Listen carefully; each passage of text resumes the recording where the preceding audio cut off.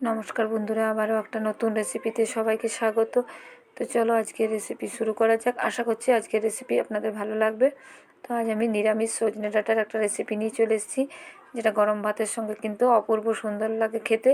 তো এখানে সজনে ডাঁটাগুলোকে লম্বা লম্বা করে কেটে নিয়েছি, আর নিয়েছি কাঁচকলা, আর এর সঙ্গে নিয়েছি আলু কেটে নিয়েছি, আর গাজর, আর এখানে মশলা হিসাবে ছোলার ডাল, মৌরি, আর এখানে সর্ষে, আর একটা তেজপাতা, আর শুকনো লঙ্কা। এটা আমি শুকনো মশলাটা ব্যবহার করব। এই মশলাটা দেওয়ার কারণে সবজিটার স্বাদ কিন্তু দুগুণা বেড়ে যাবে। তো এই মশলাটাকে খুব ভালো করে একটু ভেজে নেব, যতক্ষণ না অবধি সর্ষেগুলো একটু ফুটে ওঠে।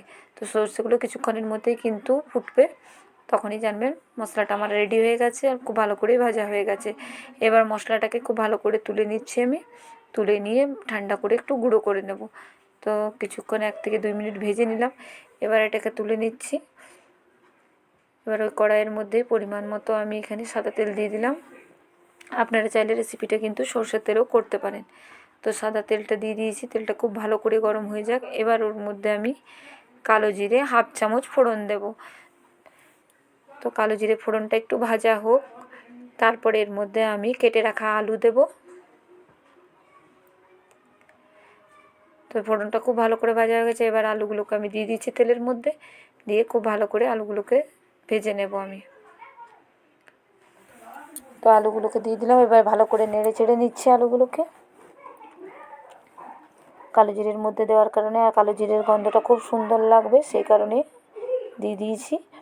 তো দিয়ে খুব ভালো করে কিন্তু একটা সুন্দর কালার চলে আসবে কিছুক্ষণ, আর 1 থেকে 2 মিনিট ভালো করে একটু ভেজে নিলে আলুগুলো কিন্তু খেতেও ভালো লাগবে সবজির মধ্যে।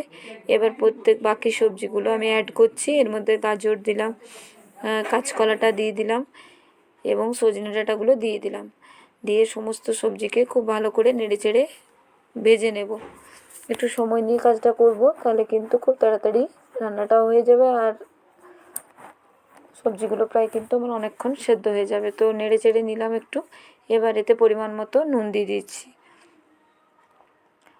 নুনটা দেওয়ার কারণে সবজিগুলোর মধ্যে থেকে জল বেরোবে নুনটার থেকে। তো ভালো করে আবারও মিশিয়ে দিচ্ছি, আর ঢাকা দিয়ে দিয়ে আবারও রান্না করে নেব। বেশ কিছুক্ষণ ধরে ভেজে নেব, এতে করে সবজিগুলো কিন্তু অনেকটাই সেদ্ধ হয়ে যাবে, আর খুব তাড়াতাড়ি কিন্তু জল খুব একটা বেশি লাগবেও না, সেদ্ধ হয়ে যাবে।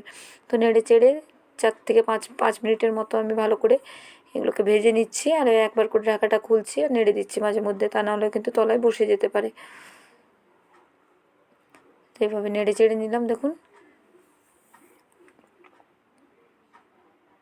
সমস্ত সবজিকে। এবার এর মধ্যে আমি একটা কাঁচা লঙ্কা দিয়ে দিলাম,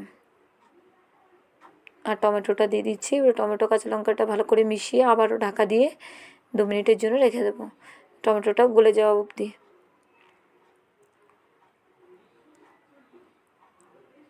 এবার ঢাকা দিয়ে দিলাম, ঢাকা দিয়ে ভালো করে আবারও কিছুক্ষণ ভেজে নেব। এতে করে কিন্তু টমেটোটা অনেকটা গলে যাবে। দেখে বুঝতে পারছেন টমেটোটা নরম হয়ে গেছে পুরোপুরি। তো আবারও নেড়ে চেড়ে নিলাম। এবার একে একে মশলাগুলো অ্যাড করব এর মধ্যে। এবার হলুদের গুঁড়ো দিয়ে দিলাম পরিমাণ মতো। এবার এর মধ্যে আমি পরিমাণ মতো জিরের গুঁড়ো দিয়ে দিচ্ছি। ছোটো চামচের 1 চামচ করে দিচ্ছি সমস্ত উপকরণ। আর কাশ্মীরি লঙ্কার গুঁড়ো দিয়ে দিলাম 1/2 চামচের মতো।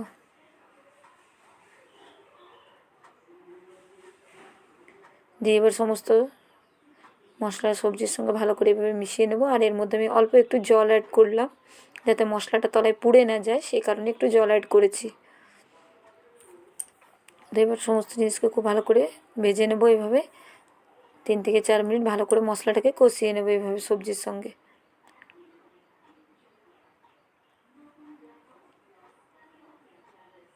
তো খুব ভালো করে এভাবে নেড়ে চেড়ে নিতে হবে, আর ভালো করে মিশিয়ে নিতে হবে। তো কষানো আমার প্রায় কমপ্লিট হয়ে গেছে। এবার এর মধ্যে আমি জল দিয়ে দেবো, সবজিগুলো যাতে ভালো করে বাকিটা সেদ্ধ হয়ে যায় সে কারণে জল অ্যাড করলাম। তো এখানে খুব বেশি জল অ্যাড করছি না আমি, যেহেতু সবজিটা বেশ অনেকক্ষণ ধরে আমি ভেজে রান্নাটা করলাম। তো এবারে এটাকে ঢাকা দিয়ে আমি ফুটিয়ে নেব খুব ভালো করে। তো ফুটে গেছে দেখুন, জলটা অনেকটাই কমে গেছে। আর এবারে চেক করে নেব যে আলু গাজর সমস্ত সবজিগুলো ঠিকমতো সেদ্ধ হয়েছে কিনা। আর এইভাবে করলে কিন্তু সজনে ডাঁটা একটাও ভাঙবে না এই প্রসেসে যদি করা হয়।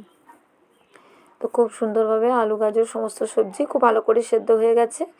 এবার এর মধ্যে আমি দিয়ে দেবো এই পর্যায়ে ভেজে রাখা যে গুঁড়ো মশলাটা রেডি করে রেখেছিলাম সেটা ভর্তি করে 1 চামচ এখানে দিয়ে দিলাম। দিয়ে খুব ভালো করে মিশিয়ে দিচ্ছি। এই মশলাটা দেওয়ার কারণে কিন্তু সবজিটা স্বাদ আরও ভালো লাগবে খেতে। তো ভালো করে এবার মিশিয়ে নিচ্ছি। আর যে এক্সট্রা জলটা আছে সেটা শুকনো করে নেব আমি। ভালো করে শুকনো করে একদম চলে এলাম। আমার রেসিপিগুলো ভালো লাগলে লাইক কমেন্ট করতে ভুলবেন না। অবশ্যই চ্যানেলটিকে সাবস্ক্রাইব করার অনুরোধ রইল সকল বন্ধুদের। যে সকল বন্ধু ফেসবুক থেকে দেখছেন অবশ্যই পেজটা ফলো করার অনুরোধ রইল। তো দেখুন আজকের এই গরম গরম ভাতের সঙ্গে সজনে ডাঁটার এই নিরামিষ রেসিপিটা খুব সুন্দর লাগবে। তো করে নিতে পারেন আপনারা। আশা করছি ভালো লাগবে আপনাদেরকে। তো আজকের মতো এই পর্যন্ত। পরের আবার একটা ভিডিওতে আপনাদের সঙ্গে দেখা হচ্ছে বন্ধুরা।